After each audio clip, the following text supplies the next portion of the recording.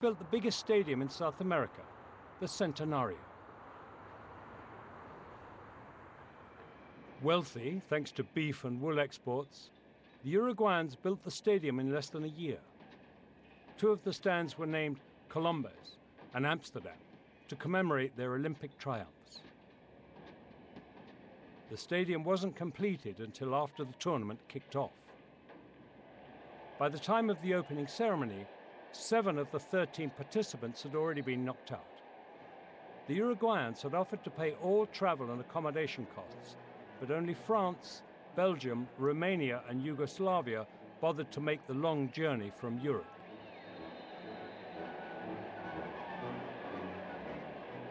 As for Brazil, they were still in the shadows of the River Plate.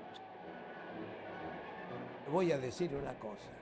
Los únicos que se nombraban en ese tiempo eran Argentina y Uruguay. Brasil, para mí, jugó, pero yo no me acuerdo.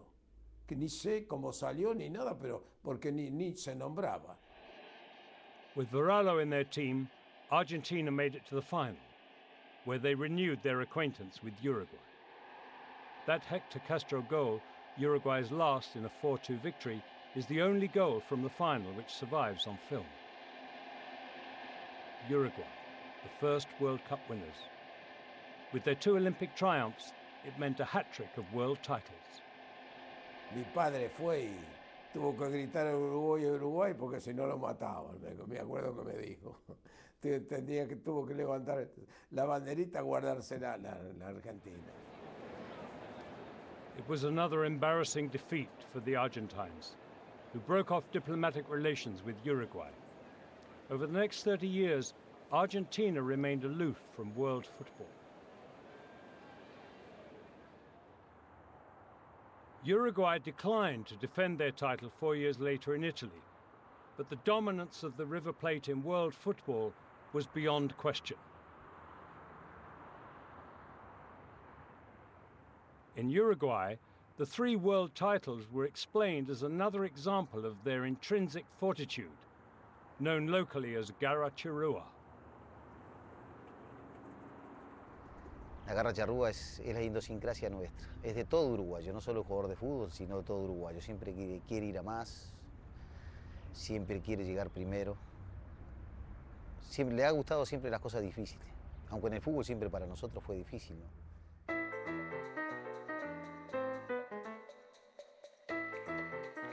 The most famous example of the Garra Charrúa took place in Rio at the 1950 World Cup. Brazil were firm favourites to beat Uruguay in the final match at the newly built Maracanã. 200,000 Brazilians packed the stadium. Victory speeches had been penned. The previous year, Brazil had won their first Copa America since 1922. Their first World Cup looked a certainty, especially when Friaca scored just after half-time. But in the 66th minute, Juan Schiaffino equalized for Uruguay. Los jugadores brasileños nos dimos cuenta que sintieron el impacto. Uno los tocaba y estaban fríos. Uno se daba cuenta que eso nos hacía ver a nosotros que podría faltar tiempo, pero que estábamos muy cerca de ganarlo. With just 11 minutes to go, Alcides Gigia scored, provoking the most profound silence in the history of football. Lo que pasa es que el juego uruguayo lo que tiene mucho amor propio. Van a la cancha y no les gusta perder. Entonces meten ese amor propio, eso de querer ganar, ¿sabes? Y entonces por eso a veces sacan resultados que no se esperan.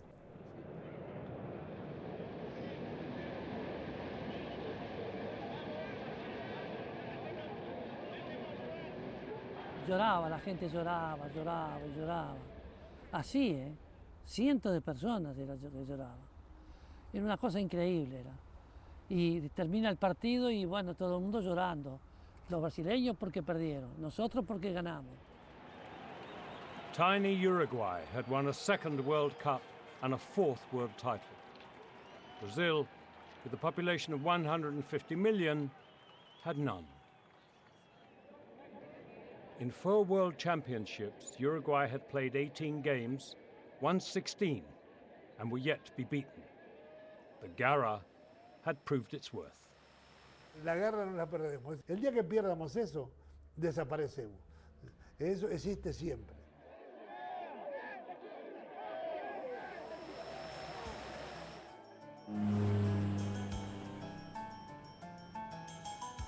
Absent from the 1950 World Cup was a country that might well have won it had they been there, Argentina. When General Juan Domingo Perón came to power in 1946, he set about building a new self-dependent Argentina. They may have been isolated from world football, but the 1940s were boom years for the league. This was seen as symbolic of Perón's aims. He wasn't prepared to risk defeat abroad. And this was only confirmed by Brazil's loss to Uruguay. La escena de luto colectivo que fue esa derrota, tal vez aquí también impactó. Perón vio eso, cómo influye una derrota en un fútbol, influye en un pueblo, y seguramente no quiso que eso se viviera aquí. When Argentina made their first appearance in Europe at the 1928 Olympics, their star striker, Raimundo Orsi, was immediately signed by Juventus. He never played for Argentina again. Indeed, by the 1934 World Cup, Orsi was playing for the Italian national team, along with 2 former Argentine teammates. All were of Italian descent and were referred to as the repatriated ones by Mussolini. In the final against Czechoslovakia, Orsi even scored the equalizing goal in their 2-1 win.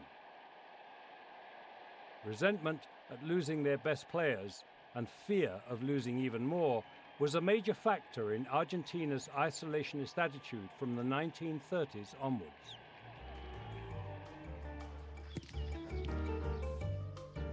By the 1940s, the migration to Italy had almost dried up. It was the golden age of Argentine football, of legendary players in great teams, none more famous than River Plate. Se forma la delantera de la máquina, que era Muñoz, Moreno, Pedernera, Labruna y Lustó. Que verdaderamente era una máquina de hacer fútbol. Parecía que lo hacían de memoria, con gran habilidad, una estética estupenda. Boca Juniors had won the first professional championship in 1931.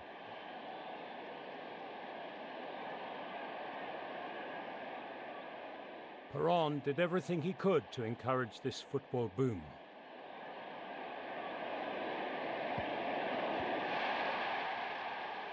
En los años 50, los estadios tenían más gente que en el año 2000. Y todos esos estadios sí fueron construidos con dinero de Perón.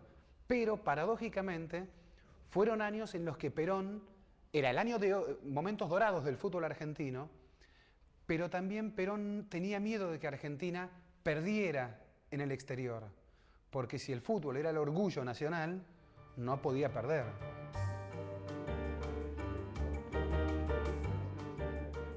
In the mid-1950s, after an 8-year absence, Argentina re-entered the South American Championships. At the 1957 tournament, they won with ease, beating both Brazil and Uruguay. But once again, European agents were watching. History was to repeat itself. Pensábamos que había representantes de países europeos que nos estaban mirando, pero le digo sinceramente, no pensábamos todavía de que podíamos ser transferidos, porque pensábamos que Europa era algo muy lejos para nosotros. The 1957 forward line became almost as famous as La Máquina and were known as the Angels with Dirty Faces. They were all signed up by Italian clubs.